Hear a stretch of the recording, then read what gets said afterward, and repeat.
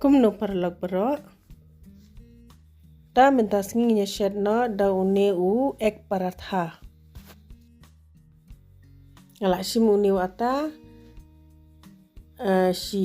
bela nga alang bakam lu khendiat bat ka umpnyang. Te nginya khle shwa kumne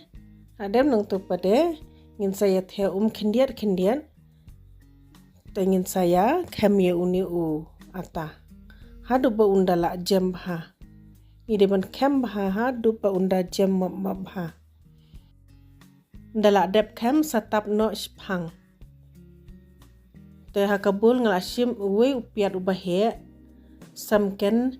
uwe ubarit hila ban antadhi uni ude udhanya nga ai khambun udhanya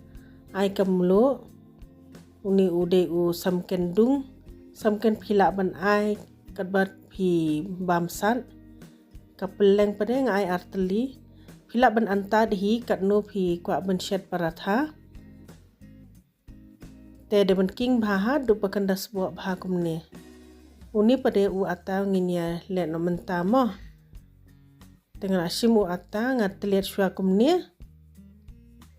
tak dem nang tu pade ngasa ayam pnyang nang nina lor khendian selem tu phila ban le dak shamai dru sa ai sa u ata na lor tu ba terkhong adem nang tu ngin sa ya khliam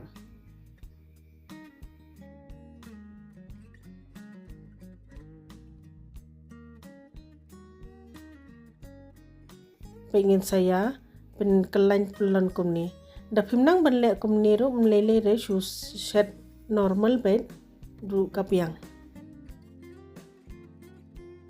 tingin saya terlihat kumni hadu bakandala la stang bhama ndi bangin bu kabar ben kani kala long te mentangin ya shed no ikanishwa la pen khlushwa ikatawa shoban shed dakala I na po sa pen kala kumni te ngin saya ai umpnyang Jadi ban ai umpnyang na po de ban ai bin na lor kumni te sa pen kala hadu bakandala I sata pada kani kapeleng kumne na lor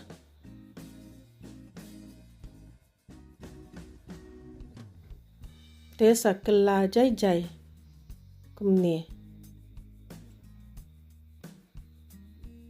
phila ban aim phnyang shu khandiat da fikwa kani ru sakela kumju hi kini kila long phila ban bam janmi namstep ne phila ban ta lang bar kanu ka chutney ba phi sotanan